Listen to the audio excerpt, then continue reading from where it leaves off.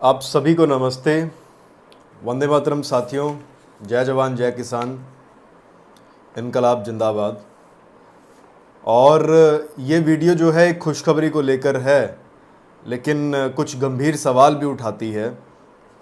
इस लेटर के रिगार्डिंग है ये 20 जून 2023 को ministry of fisheries, animal husbandry and dairying ने ये लेटर सप्लाई किया है।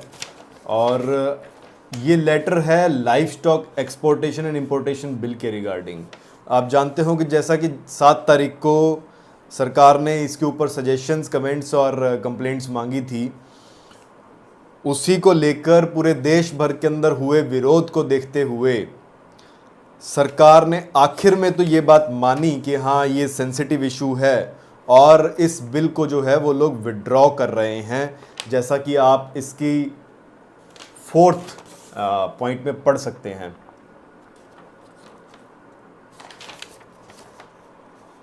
इसमें सोचने वाली इशू ये है कि 4th पॉइंट में जो ये कह रहे हैं, considering the aforesaid views and the approval of the competent authority the proposed bill draft withdrawn. लेकिन इससे पहले क्या कहते हैं, ये गंभीर विषय है।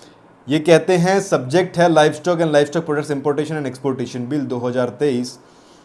कहता है vide this department's office memorandum of even number dated 7 June 2023 the comment suggestions on the draft of the livestock and livestock products importation and exportation bill 2023 were invited from all stakeholders within next 10 days. यानी कि 10 दिन के अंदर अंदर आप सबसे जो है वो जानकारी मांगी गई थी और उसी के रिगार्डिंग ये लेटर है। अगले पॉइंट में कहते हैं the life stock importation act 1898 1898 का जो जिंदा पशुओं को आयात निर्यात करने का या उनके कुछ भी प्रोडक्ट्स की बात तो यहाँ पे खैर इस बिल के नाम में नहीं है, लेकिन इसकी डिटेल में चर्चा हम आपसे आगे करेंगे। उसके बारे में कहता है being the pre constitutional pre independence central act, कि यह जो एक्ट था ये कॉन्स्टिट्यूशन बनने से पहले का था और इंडिपेंडेंस से पहले का सेंट्रल एक्ट था। यहां ध्यान दीजिएगा, ये प्री कॉन्स्टिट्यूशनल कह रहा है और प्री इंडिपेंडेंस कह रहा है।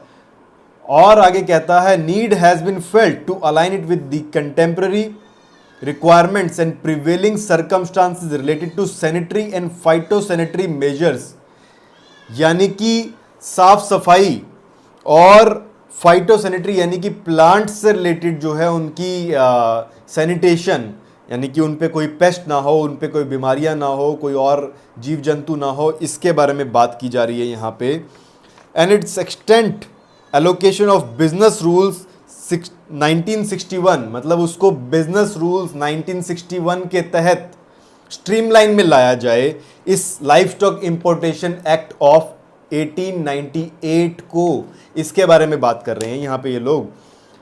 आगे ये कहते हैं बेसिकली DAHD यानी कि department of animal husbandry and dairying's role is primarily pertaining to support by having upgraded livestock health facilities.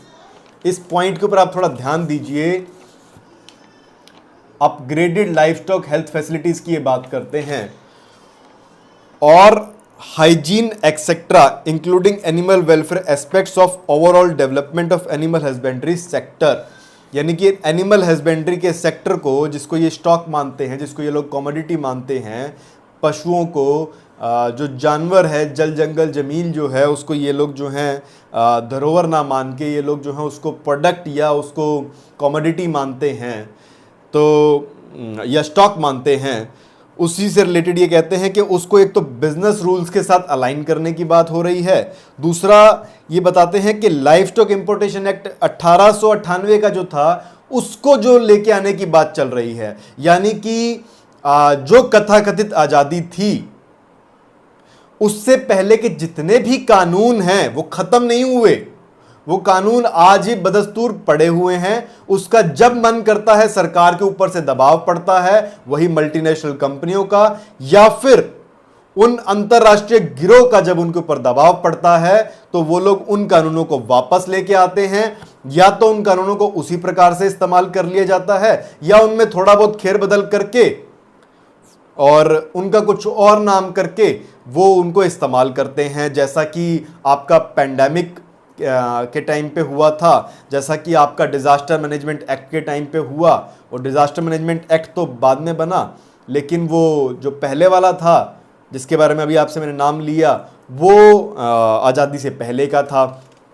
तो ये जो कानून है, ये पूरे व्यवस्था जो है, ये वही चल रही है। और इसमें किस प्रकार की आज़ादी आपके देश को मिली है, ये एक अपने आप में सवालिया निशान है कि जब वही सारे कानून, वही पूरा तंत्र, वही एक एक चीज़ जो है आज भी हमारे भारत देश के अंदर लागू है, और उन्हीं सब चीज़ों को जब भी इस्तेमाल कर लिया जाता है, जैसा कि आप इंडियन पिनल कोड को भी देख सकते हैं, जो कि 1857 का क्रांति जो हुई थी, उसके बाद 1860 के अंदर ये इंडियन पिनल कोड जो है अस्तित्व में आया था, और उसी के बाद जो है क्रिमिनल प्रोसीजर कोड भी उसके बाद आया था। तो ये आप समझ सकते हैं कि भारत को किस प्रकार की आज़ादी मिली थी।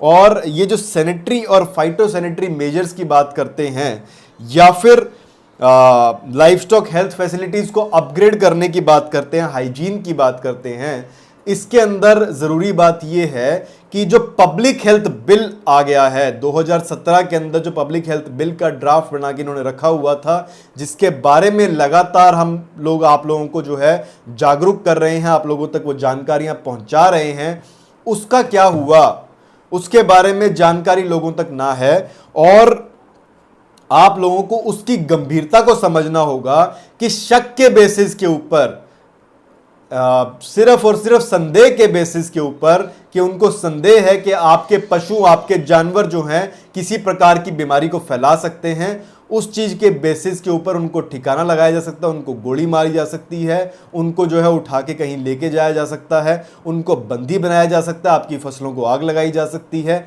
ऐसे अनगिनत प्रावधान उसके अंदर हैं। और बीमारियों का नाम लें तो उसमें अनगिनत बीमारियां हैं, जिसमें से 32 से 33 बीमारियां जो हैं एक स्केड्यूल में हैं, और लगभग 30 के आसपास बीमारियां दूसरे स्केड्यूल में हैं। और दोनों ही स्केड्यूल के अंदर कुछ ऐसी बीमारियों का जिक्र है कि जो कि सरकार जो है नोटिफाई करेगी तो उसमें इंक्लूड कर ली जाएंगी।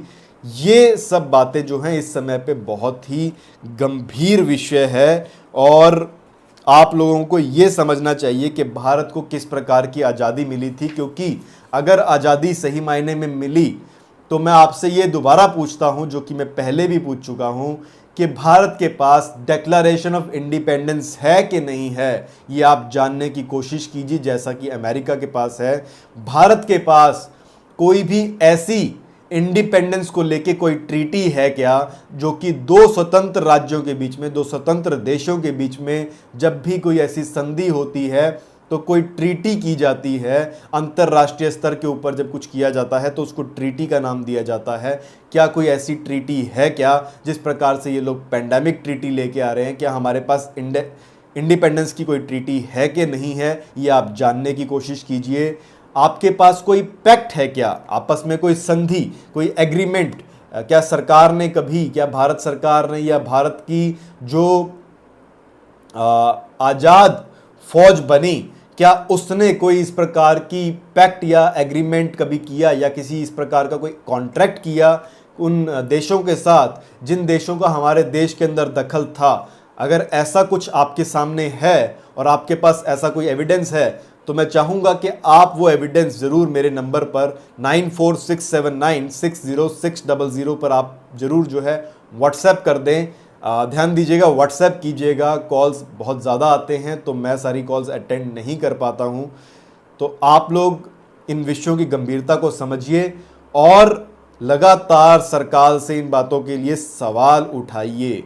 और अभी के लिए ये जो आपका बिल था, life stock and livestock products importation and exportation bill 2023, अभी के लिए सरकार ने इसको विड्रॉ कर लिया है। और ये कहते हैं कि enough time is required to understand the propose draft, अभी टाइम ज़्यादा चाहिए इस ड्राफ्ट को समझने के लिए, make further comments and suggestions, कि अभी इसके लिए ज़्यादा टाइम चाहिए। तो हो सकता है आज के दिन जो सरकार चल रही है उसमें दबाव पड़ा सरकार के ऊपर, 2024 के अंदर इलेक्शन है, तो सरकार हो सकता है इसको जो है बैक फुट पे आने के लिए मजबूर हो गई है। लेकिन आने वाले समय में हो सकता है दोबारा से इसको लेके आया जाएगा और चुप चुपाते जो है इसको पास कर दिया जाएगा।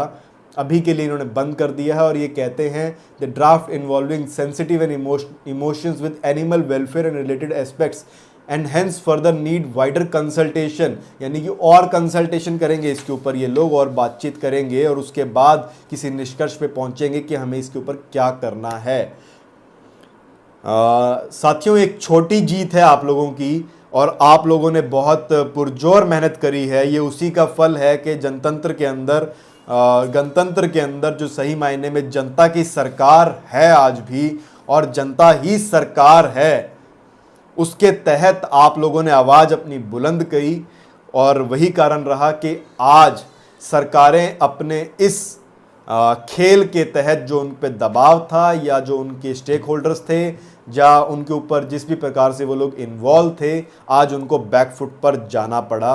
और ये जो है बिल जो है अभी के लिए इसको जो है विड्रॉ कर लिया गया है। आप सभी को इस सफलता के लिए शुभकामनाएं और बधाई मेरी तरफ से।